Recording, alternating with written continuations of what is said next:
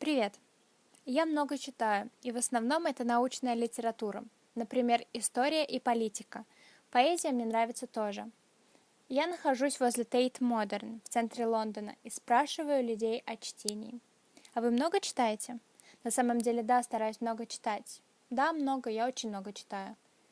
Да, читаю, и в основном это научная литература. Я читаю много модных журналов. Ну да, читаю немного. Да, я много читаю художественной критики и так далее, но я также читаю много комиксов. Назовите последнюю книгу, которую вы прочли. Последняя книга, которую я прочла, была «Воды слонам» Сары Груэн. Эту книгу порекомендовали мне друзья, а так я ничего не слышала ни о ней, ни о книге, но мне очень понравилось. Это история о цирке 30-х годов в Америке. Последней прочитанной книгой был роман «Поиск» лондонского автора Джеффа Дайера. Сюжет происходит в Штатах и повествует о человеке, которому заплатили за преследование другого. И вот он катается по миру, пытаясь поймать его.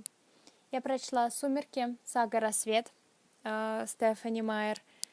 Я перечитывала ее в 3-й раз. Мне нравятся книги. Они цепляют. Я прочла сборник коротких рассказов Сильвии Плат под названием «Джонни Паник и Библия снов».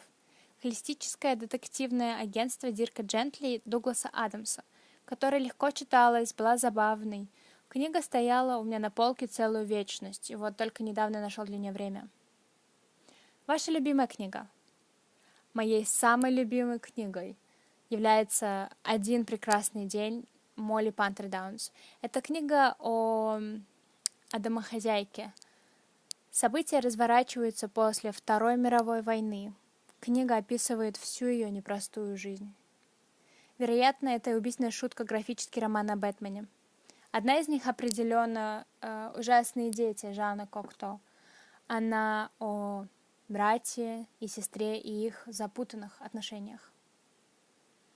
Каким бы персонажем хотели быть, а с каким встретиться? Больше всего мне бы хотелось встретиться с Джоном Селфом из романа Мартина Эйма «Деньги». Это самый смешной роман, прочитанный мной.